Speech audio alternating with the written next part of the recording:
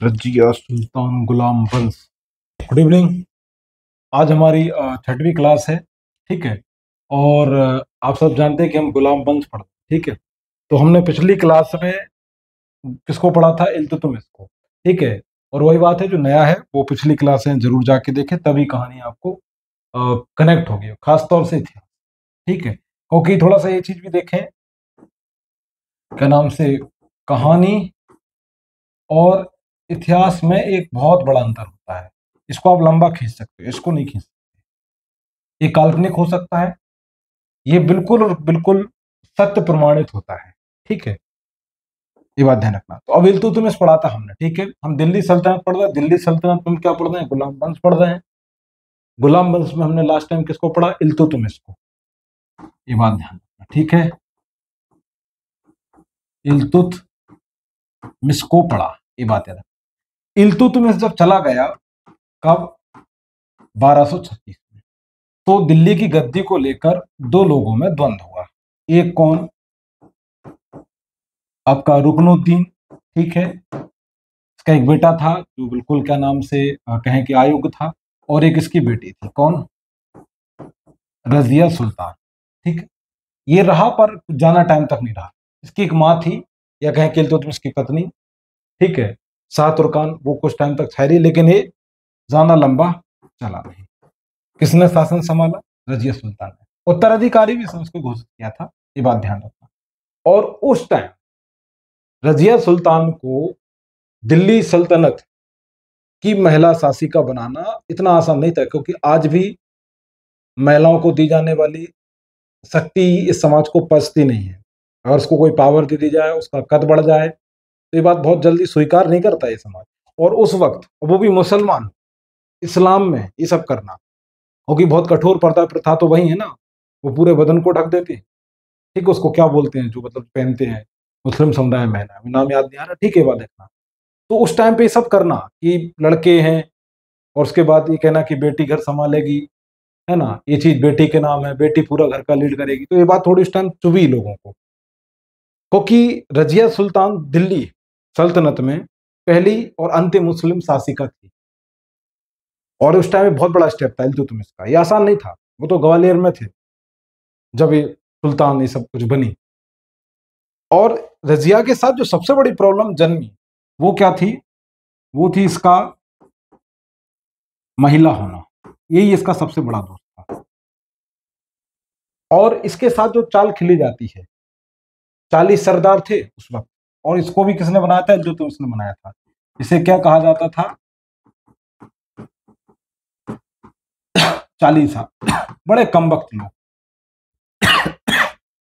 ये ऐसे लोगों को गद्दी पे चाहते थे जो इनकी सुने, जो इनके लिए स्विगी से खाना मंगा दे, होटल बुक कर दे, जियो का रिचार्ज कर दे, है ना, घूमने के लिए शिमला की फ्लाइट रूम बुक कर दे। ये उस टाइप के लोग थे, ये उसको किंग बनाते थे। रजिया सुल्तान ये सब क्या इतना सुनती नहीं थी इनके बारे में।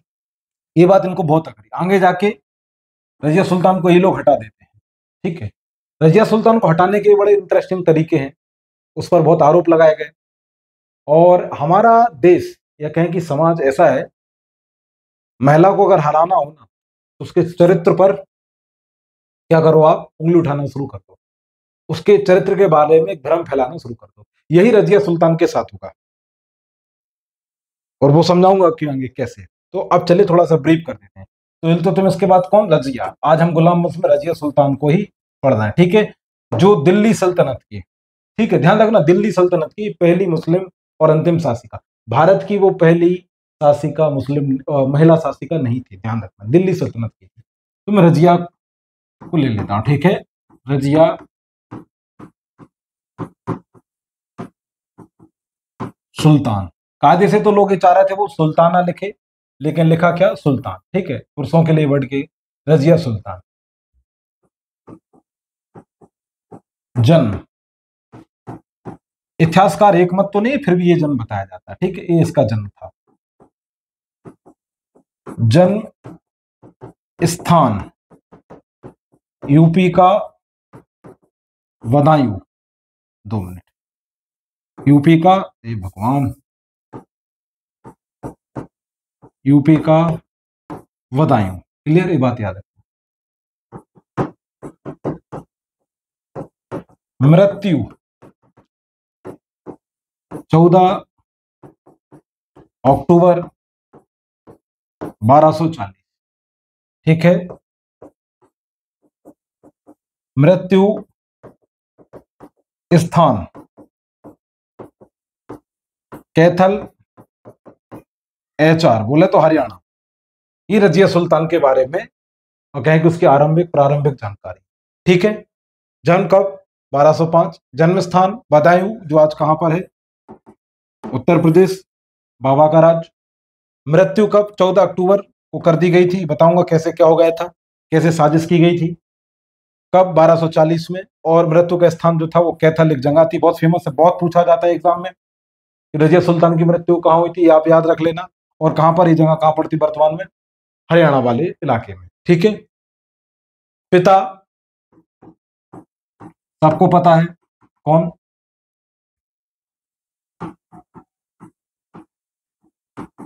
इल्तुतमिश, ये बात याद रखना। इसके बाद माता का नाम पूछा नहीं जाता है, फिर भी लिख लो, है ना, खातून, ठीक है। इसका भाई था जिससे आगे जाके विवाद होता है, वह राम सा। रजिया के बाद यही गद्दी पे बैठता है, किनकी मर्जी से? अमीरों, जो 40 सरदार का जो मैंने ग्रुप बताया ना, 40 सरदारों का, उसकी हेल्प से यही गद्दी पे बैठता है। ये बात याद रखना, ठीक है। तो ये रजिया सुल्तान की आरंभिक जानकारी थी, ठीक है। अभी एक घटना देखो आप, दो नाम लिख रहा हूं मैं, ठीक है। यहाँ पर मलिक और याकूत, और एक आपका अल तुनिया। कौन? अल तुनिया, ये बात याद रखना। अल तुनिया भटिंडा का क्या था? एक इक्तादार, ठीक है। उस समय ये दिल्ली सल्तनत सुल्तान के तहत काम करता था, तो भटिंडा एक जगह थी। तो अल्तुनिया क्या है, वहां का पूरा प्रशासन देख रहा था। इसको नियुक्त भी किसने किया था?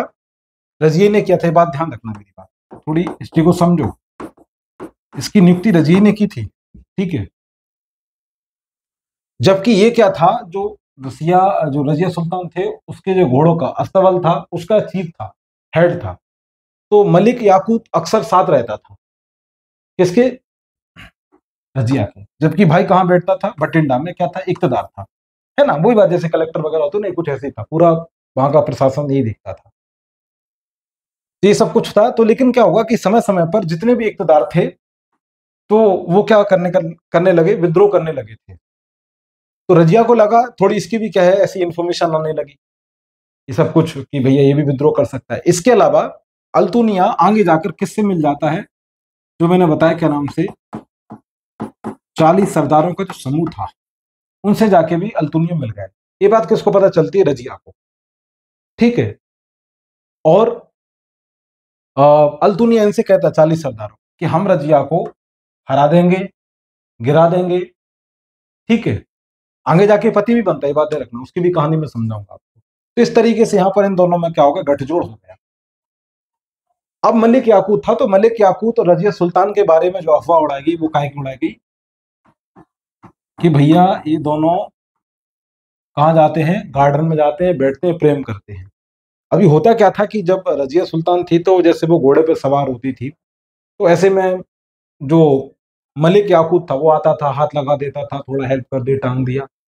अब लोगों को लगा यार, ये तो अक्सर साथ में लेके जाना रहता था रजिया के। तो आपको पता है कि, सोच के देखो, अगर कोई महिला ऐसे खड़ी हो और महिला किसी व्यक्ति को बुलाए कि राहुल इधर आओ, हमको हाथ लगा दो, और वो जाके ऐसे घोड़े पे बिठा दे, या कार में बिठा दे, या सीढ़ियों से गिर रही हो, राहुल भाई उठाएं और ले जाएं, तो वहां खड़े लोग सोचो क्या बोलेंगे? अरे भैया राहुल की चमक गई चांदी, यही बोलेंगे ना लोग, तो है ना। तो वैसे कुछ माहौल इसके साथ क्रिएट किया गया उस टाइम। मैंने पहले बोला, महिला की चरित्र पे उंगली उठा दो अगर उसको कमजोर करना है। तो इन लोगों ने वही चीज की। तो याकूत और रजिया के बीच अफवाह फैला दी कि इन दोनों में लिव इन रिलेशन में लोग रह रहे हैं, ठीक है, इनमें कुछ चल रहा है चक्कर। अब उस समय मतलब ये सब इमेज खराब करना है, जो इतने बड़े टॉप पद पर होता है, तो आप जानते हो कि उसके साथ बहुत नेगेटिव होता है। आम आदमी के साथ कोई दिक्कत नहीं है, उसको किसी के साथ किसी को भी अटैच कर दो, कोई इतनी प्रॉब्लम नहीं होती है। लेकिन कोई बड़ा आदमी है और वो बड़े पद पर बैठा है, उसके साथ अगर खिलवाड़ कर दो उसकी इज्जत के साथ, तो फिर खतरनाक होता है, क्योंकि मेंटली भी वो डिस्टर्ब होता है। तो रजिया के साथ यही चाल चली गई। अभी हुआ क्या, अल्तुनिया पर आक्रमण करने कौन निकली? रजिया सुल्तान। पता चला कि थोड़ा विरोधी हो गया है, इनके साथ मिल गया है, तो रजिया सुल्तान कहां निकल गई? अल्तुनिया को मारने, आक्रमण करने का भटिंडा। जैसे ये बात 40 सरदारों को पता चली कि भैया रजिया निकल चली है अल्तुनिया पर आक्रमण करने के लिए, मलिक याकूब की यहां पर उन्होंने क्या कर दी? हत्या कर दी। ये बेचारा इस उम्मीद में बैठा था कि रजिया सुल्तान से शादी करेगी, इसे प्रेम था, हो सकता है इन्हें भी हो, लेकिन क्लियर नहीं। वही कह रहा हूं ना, इतिहास कार्य बात मानते नहीं और कहानी में कुछ भी गढ़ दिया जाता है, ठीक है, ये बात याद रखना। ये बेचारा चला गया, ना यहाँ का रहना वहां का रहना, ठीक है। रजिया सुल्तान कहाँ जाती है? अल्तुनिया के पास जाती है, लेकिन दुर्भाग्य से क्या होता है, अल्तुनिया रजिया सुल्तान को ही क्या करता है? हरा देता है, ठीक है, हरा दिया रजिया सुल्तान को। अब ये बात किसको पता चली? 40 सरदारों के भाई साहब अल्तुनिया ने रजिया सुल्तान को हरा दिया। आए इतने में तो यहाँ पर क्या हो गई? खुशी की लहर। भाई साहब ये बढ़िया रहा, चलो रजिया कम से कम गिरफ्तार हुई, बंदी बना लिया अल्तुनिया ने। और अल्तुनिया ने जो बंदी बनाया था वो किन के कहने पे बनाया था? इन 40 सरदारों के। मतलब कहीं ना कहीं इसका भी मन लौट रहा होगा, यह था कि चलो कम से कम रजिया हटे और हम कुछ बड़ा डिपार्टमेंट है, कुछ बड़ी बात संभाल लें दिल्ली में। लेकिन दुर्भाग्य से क्या हुआ, ये 40 लोग थे, इनने आपसी में ही बंटवारा कर लिया दिल्ली के पदों का, दिल्ली की संपत्ति का, दिल्ली के अधिकारों का, दिल्ली के विभागों का। तुम गृह मंत्रालय लो, तुम कृषि संभाल लो, तुम फलाना ढिकाने, इस टाइप की हरकत होने लगी। और ये किसको भूल गए? अल्तुनिया को भूल गए। ये बात रजिया को पता चली, है ना, कि ना अठन्नी मिली ना टमाटर, वो वाले हालात हो गए हैं जिस चीज में इन्होंने किया था। तो रजिया ने बड़ा उस टाइम बड़ी एक दिमाग लड़ाया भाई साहब। इनके पास व्हाट्सएप किया कि आप मैरिज करेंगे हमसे, लव करेंगे, शादी करेंगे। अब अल्तुनिया ने कहा यार ये बढ़िया चीज है, ऑफर है, यहाँ से तो सब कुछ चले गया है, एक काम करते हैं रजी से शादी करते हैं और फिर से दिल्ली का कुछ बनते हैं, बेनू मैनू टाइप का। तो भैया उस स्थिति में इन दोनों की शादी हुई, ये बात याद रखना। फिर इन लोगों ने एक सेना बनाई। किसने? रजिया और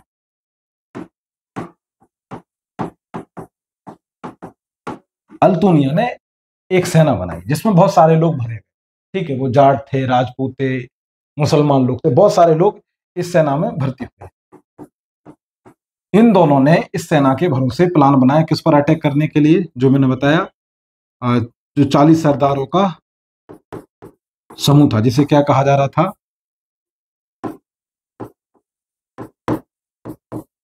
क्या कहा जा रहा था उस वक्त? चालीसा। अटैक करने का प्लान बनाया, दोनों अटैक करने के लिए निकले। और हुआ यूं कि वो डेट क्या थी आपकी? 14 अक्टूबर 1240। इन दोनों को एक जंगा थी, इन दोनों को इन लोगों ने मिलकर चालबाजी के साथ 14 अक्टूबर 1940 को कहां पर?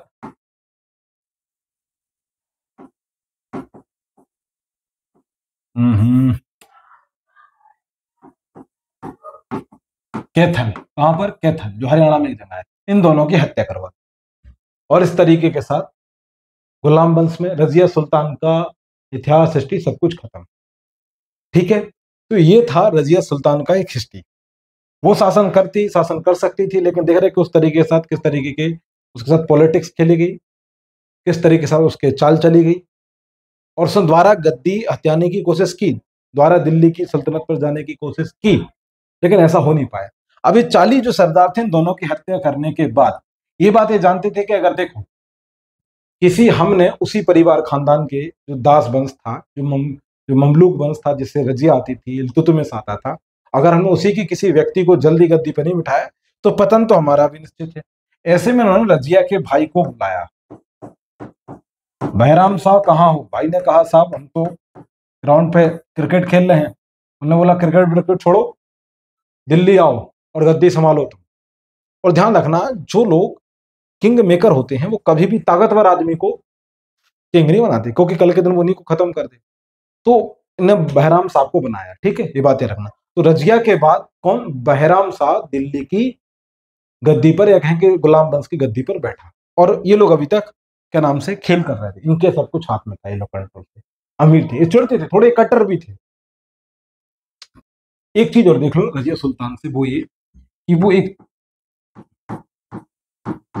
चोगा, ठीक है, ये बात याद रखना। इसके अलावा एक था आपका कूल्हा। कूल्हा मतलब उस समय ये समझो टोपी, क्या है, टोपी, ठीक है। और ये क्या नाम से था, काबा कहा जाता है। अब एक टाइप की पुरुष स्टाइल में ड्रेस है, टोपी तो आप जानती हो जो पुरुष लोग लगाते हैं मुस्लिम समुदाय में। ये सब पहनकर भी वो दरबार में आती थी, दरबार लगाती थी, या कहीं किसी तरीके से रहती थी। और उस टाइम पे एक मुस्लिम महिला द्वारा ये सब किया जाना, वहां के मुस्लिम समुदाय को, जो मुस्लिम इस्लाम के प्रति कट्टर थे, उनको ये बात नहीं रास आई, ये बात उनको भाई नहीं, और ये बात इनको पसंद भी नहीं आ रही थी कि वो इस तरीके से रहती थी। मतलब कुल मिला के सिंपल बात यह है कि रजिया सुल्तान के ड्रेसिंग स्टाइल को लेकर भी लोगों में बड़ी आपत्ति थी, वो जिस तरीके से रहती थी, उसके अंदर जो खुलापन था, अपने ओढ़ पहराव को लेकर, अपने विचारों को लेकर, उसके अंदर एक बेबाकी थी, वो कहीं ना कहीं लोगों को चुभती थी। और कहीं ना कहीं ये भी होता था कि एक महिला हम पर कैसे शासन कर सकती है, जैसा मैंने पहले ही बताया, और कुछ इतिहासकार भी इस बात को बाकायदे मानते हैं कि रजिया सुल्तान का सबसे बड़ा जो प्रॉब्लम था वो था उसका महिला होना, और उसके साथ ये सब चीजें घटी। ठीक है, हम कुछ फैक्ट ले लेते हैं रजिया सुल्तान से संबंधित। वैसे तो जो जरूरी और महत्वपूर्ण चीजें थी वो तो मैंने बता दी, लेकिन एक बार थोड़ा सा और देख लेते हैं, कुछ फैक्ट जो छूट ना रहा हो। ठीक है। इसके अलावा इस बारे में और क्या है,